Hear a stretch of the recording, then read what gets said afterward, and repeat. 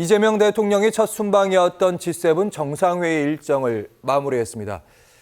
큰 관심을 모았죠. 한일 정상회담 30분 동안 진행이 됐습니다. 약식 회담치고는 꽤 길게 했습니다. 일단 이 사진도 국회 배치가 좀 달라가지고 양 정상이 이재명 대통령은 일장기 쪽으로 그리고 이시바 총리는 우리 쪽 국기로 왔어요. 이거 다 의미가 있다고 하더라고요. 두 분이 설명해 줄 것을 믿고 넘어가도록 하겠습니다. 그리고 한 말이 진짜 중요한 거겠죠. 먼저 이재명 대통령은 이후처럼 뗄 수 없는 관계다. 미래지향적으로 가자. 이런 부분 미래 쪽에 조금 더 초점을 맞췄습니다. 그리고 이시바 총리는 한일 공조 얘기했고요. 그리고 분위기를 풀려고 일본 TV에 매일 나와서 처음 만난 것 같진 않다. 늘 근엄한 표정을 짓고 있던 이시바 총리 조금 분위기를 편하게 하려고 가벼운 얘기를 꺼냈고 하지만 표정은 늘 진지합니다. 그에 반해서 이재명 대통령이 늘 짓는 표정, 웃음 짓는 표정. 최진봉 교수님 어떻게 보셨습니까? 일단 한일 관계가 사실 이제 그 여러 가지 의미가 있잖아요. 역사적으로 한일 관계를 봐야 되는 부분도 있을 것이고 또 현재 경제 문제나 아니면 현재적 관점에서 한반도 평화 관련된 부분이나 아니면 한미일 공조 관련해서 봐야 될 부분도 있을 거고 이게 두 가지 측면이 있기 때문에 저는 이걸 분리해서 늘 봐야 된다고 생각하는 사람이에요. 하나로 엮는 순간 문제가 풀리질 않거든요. 그러니까 이재명 대통령은 바로 그런 기조로 한일 관계 개선에 나설 거라고 생각합니다. 윤석열 정부 때 한일 관계는 너무 굴욕적이라고 할 만큼 일본에 끌려다니는 듯한 태도를 많이 보였고 우리 역사를 부정하는 듯한 태도를 보이면서 논란이 많이 됐었죠. 그러나 이재명 대통령 이제 한일 관계 개선을 얘기했죠. 미래지향적으로 가자고 얘기를 했어요.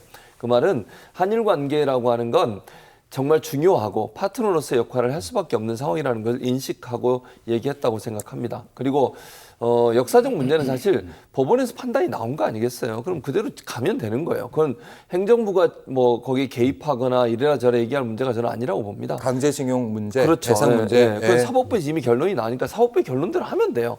그건 그것대로 해결할 문제이고 한일 관계 개선은 반드시 필요하다. 그래서 정상적인 한일 관계 개선, 정상적인 한일 관계를 만들어내는 것이 이재명 대통령의 목표라고 생각이 들고 그런 점에서 이시바 총리와 관계 개선도 하고 앞으로 셔틀 외교도 하자라고 제안을 했었거든요. 그런 점에서 본다고 하면 앞으로 한일 관계가 일본에서 우려하는 것처럼 민주당 정부가 들어왔으니까 크게 뭐 어려움이 있을 거라고 생각하는 건 전혀 오해다. 한일 관계는 개선돼야 되고 경제 또는 군사 안보 동맹은 같이 가야 된다고 하는 부분을 천명한 그런 그런 만남이 아니었나 이렇게 생각합니다. 네, 혹시라도 일본에서 우려했던 것 중에 하나가 과거 얘기가 많이 강조되면서 회담이 좀 냉랭해지지 않았느냐 이런 반응이 나올까 봐 일본들도 언론들도 많이 봤다고 하는데 이종훈 평론가님 일본 언론들도 보니까 호평이더라고요. 관계 중시. 네. 근데 사실 뭐 첫 회동에서 뭐 상견례 자리나 다름없는데 너무 뭐 민감한 얘기를 이제 뭐 꺼내지는 않죠. 그래서 일단 이제 그런데 사실은 일본 언론의 보도는 기대감 섞인 보도다. 그렇게 좀 생각을 합니다. 그러니까 이재명 대통령이 우리에게 계속 호의적으로 대해주길 바란다. 이런 이제 마음이 좀 담겨 있는 거고요. 하지만 그러면서도 속으로는 굉장히 지금 약간 걱정들을 좀 많이 하고 있을 겁니다. 왜냐하면 일본 정부가 윤석열 지난 정권 때 저질러 놓은 일이 있잖아요. 대표적인 게 사도광산 사건. 예? 그러니까 사도광산 관련해 가지고 이제 굉장히 윤석열 전 정부가 호의적으로 다 일본 하자는 대로 거의 다 해줬는데 일본이 약속한 걸 다 지키질 않았죠. 예. 그래서 그 외교적으로 막판에 굉장히 냉랭해지는 이제 그런 일이 좀 있었잖아요. 그래서 약간 패싱 당했다 이런 얘기까지 좀 나왔던 거고.